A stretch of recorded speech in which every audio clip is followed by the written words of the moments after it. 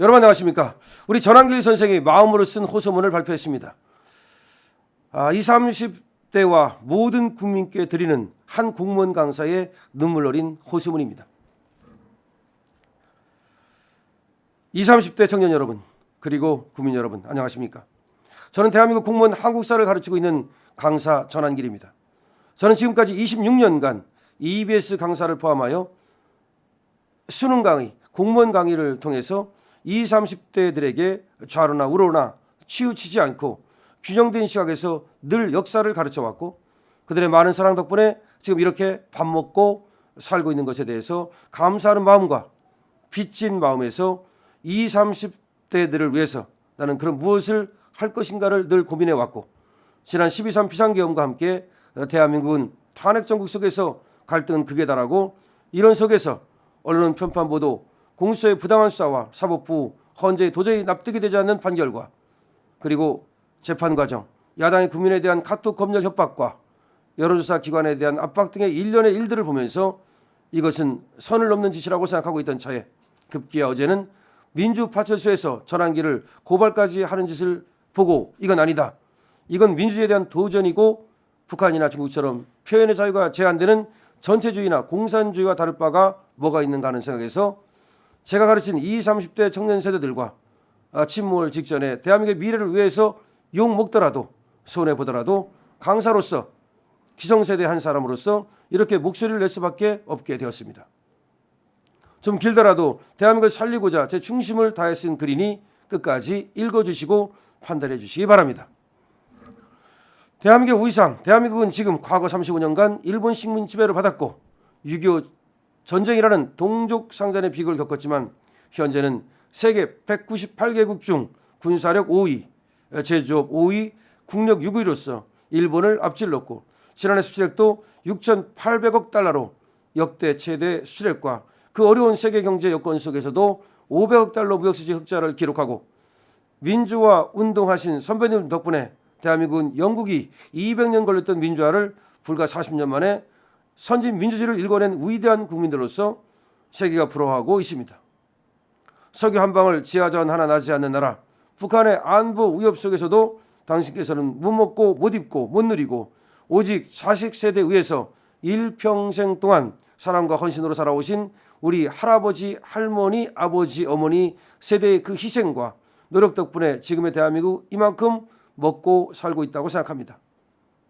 대한민국 침몰 위기가 있는데, 그런데 이렇게 쌓아 올린 대한민국이 지금 유례없는 갈등과 대립 속에서 결국 비상계엄과 함께 대통령은 탄핵되고 국무총리도 탄핵되고 안보총괄 국방부 장관, 치안과 안전 총괄 행안부 장관, 경찰총장 모두가 지금 공석인 상태입니다. 우리 대한민국의 가장 큰 우방국인 미국 대통령이 취임식에도 우리는 그 누구도 대표로서 제대로 못 가고, 러시아나 우크라이나 전쟁과 함께 북한의 핵 개발과 미사일 실험, 계속해서 쪼여오는 중국의 압박 속에서 안보와 경제를 포함한 대정세가 너무나 급박하게 돌아가고 대한민국은 그야말로 지금 풍전등화의 위기에 처해 있습니다. 우리끼리 싸우고 있는 것을 보고 전세가 지금 대한민국을 비웃고 있습니다. 조선시대 당파 싸움을 보는 것 같고 구한말 개화파, 척사파 나뉘어 분열되고 조선이 망하는 때를 보는 것 같아서 역사 강사이자 대한민국 국민 한 사람으로서 가슴이 찢어질 듯이 아프고, 이러다 대한민국이 무너지고 침몰된 나라에 살아가게 될 우리 청년 세대, 자식 세대들을 생각하니 나라 걱정에 눈물이 멈추지를 않아서 지금도 눈물을 머금고 이 글을 쓰고 있습니다. 아마도 대한민국을 사랑하는 국민 여러분이라면 모두가 같은 마음일 것입니다. 어떤 사람들은 이번 비상계엄령을 계몽령이라고 하는데, 지난 12.3 비상계엄 선포 때 비상계엄은 또 어떤 사람들은 미친 짓이다 이렇게 얘기를 합니다. 21세기 지금 대한민국의 비상계엄이 뭐냐고 하면서 계엄 비판 영상도 저도 올린 적은 있습니다. 그리고 그 뒤로 50여일간의 탄핵 정국을 지켜보면서 도대체 왜 비상계엄을 선포했지 하는 그 배경과 그 뒤 탄핵 정국 속에서 그동안 수면 아래 은밀하게 추진되거나 무관심했던 많은 사실을 알게 되었습니다.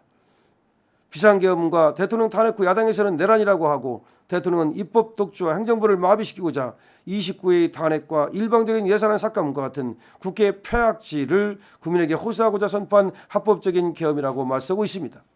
그런데 법적으로는 잘 모르겠지만 상식선에서 한번 생각해보면 역사적으로 왕이 통치하든 대통령이 통치하든 대통령이 내란을 일으킨다? 그런 역사적인 사례가 없으며 계엄군 동원도 3만 5천 명 동원되었던 5.16 군사혁명이라든지 2만 명이 동원되었던 12.12 사태 등과 비교해 봤을 때 그 1000분의 1밖에 안 되는 인원을 가지고 도대체 쿠데타를 일으켰다? 내란을 했다? 국회를 장악하려면 최소 수천 명은 동원돼야 할 텐데 기껏 국회의원 수보다 적은 280명, 선관위에는 297명이 동원되었고 거기다가 실탄도 장전하지 않고 그리고 계엄 선포 후 불과 2시간 만에 계엄 해제가 의결되고 6시간 만에 종료되었으니 밤에 일찍 잠든 사람은 자고 일어나서 뉴스 보니 계엄과 시작이 모두 끝난 상태라.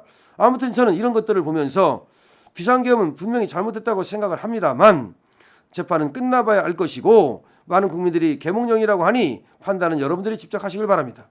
이 얘기는 무슨 얘기냐면요. 이 전환길 선생도 처음 계엄이 발령됐을 때는 뭐야 이거 계엄 이거 왜 하지? 이거 잘못된 거야 이렇게 생각했다 이거예요. 그런데 지금 보니까 대통령께서 말씀하시는 걸 들어보니 충분히 이해가 된다 이거야. 그래서 이 계엄을 잘했는지 못했는지는 자기가 판단하지 않을 테니까 그것은 국민께서 판단하시라. 일단 그렇게 얘기를 하고 있는 거예요. 그러니까 무조건 이 양반이 무슨 계엄이 잘 됐느니 그렇게 편드는 것이 아니고 한번 합리적으로 생각을 해보자. 그리고 이게 뭐 그렇게 내란이냐. 계엄이 잘못됐다 하더라도 이걸 내란이라고 볼 수는 없는 거 아니냐. 그런 얘기를 하고 있는 겁니다. 2025년 1월 25일 토요일 오후 2시 여의도 국회 앞에서 저는 갑니다. 2시군요. 한글쌤은 이런 거 처음이라 소속된 단체가 없습니다. 자기는 소속된 단체가 없다는 거야. 마치 많은 목사님께서 연락이 와서 이게 세이브 더 코리아입니다. 지금 대한민국이 살리자는 세이브 코리아 집회를 하고 있는데 여기에 오라고 해서 가면 무대와 마이크 등 장치가 다 되었다고 집회 신고가 다 되어 있다고 해서 그곳으로 가고자 합니다. 한글쌤이 여의도 집회에 간다니까 지금 여러 언론사에서 연락도 오고 광화문 집회 총괄하는 분께서 광화문으로 와서 강연해달라고 부탁이 왔습니다만 한글쌤은 여의도 집회에 간다고 했습니다. 그리고 오늘 언론에서는 전환길이 윤석열 탄핵 반대를 선언했다고 하니 그거 프레임으로 몰아가던데 한글쌤은 그것도 극자도 아니고 상식을 존중합니다. 처음으로 커밍아웃합니다. 사실 전환길은 노무현을 사랑하는 모임 노사모 출신이고 노사모 출신이었대. 얼마 전 노무현 새해 탄력도 받았습니다. 지금도 노사모래. 정치하는 사람들은 자기들 이익을 위해서 노무현 파리를 마음으로 하던데 그리고 지 멋대로 하던데 노무현 대통령이 살아생전에 이루고자 했었던 최고의 소망이 무엇인지 아십니까? 바로 동서화합, 국민통합이었습니다. 동서화합을 부르짖고 실천하고자 노력하셨습니다.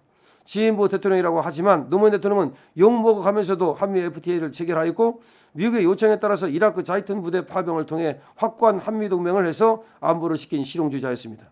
저는 2030 세대들에게 희망이 되고 싶습니다. 꿈에라도 거짓말하지 말라는 도산 안창호 선생의 가르침을 본받아서 다시 독립운동한다고 생각하고 뚜벅뚜벅 청년들과 함께 나가보겠습니다. 좋아! 다시 독립운동한다 이거지. 우리 대한민국을 위해서 목숨 바쳐서 희생하신 독립운동가와 6.25 전쟁 속에서 순국하신 선열들을 생각하면서 대한민국 지켜낸 일에 기꺼이 함께하겠습니다. 끝으로 전환길이 바라는 바람직한 대한민국은 과연 어떤 나라인가? 내일 여의도 집회에서 제시하겠습니다. 청년이 죽으면 민족이 죽는다. 도산 안창호 선생께서는 이렇게 말씀하셨습니다. 어떤 대통령이 행동하지 않는 양심은 악의 편이라는 말이 생각나고 러시아 시인 네크라소프의 슬픔도 노염도 없이 살아가는 자는 대한민국을 사랑하고 있지 않다는 말이 생각납니다. 그러니까 슬픔도 노염도 아무것도 없는 사람들은 사랑하지 않는 것이다 이 말입니다.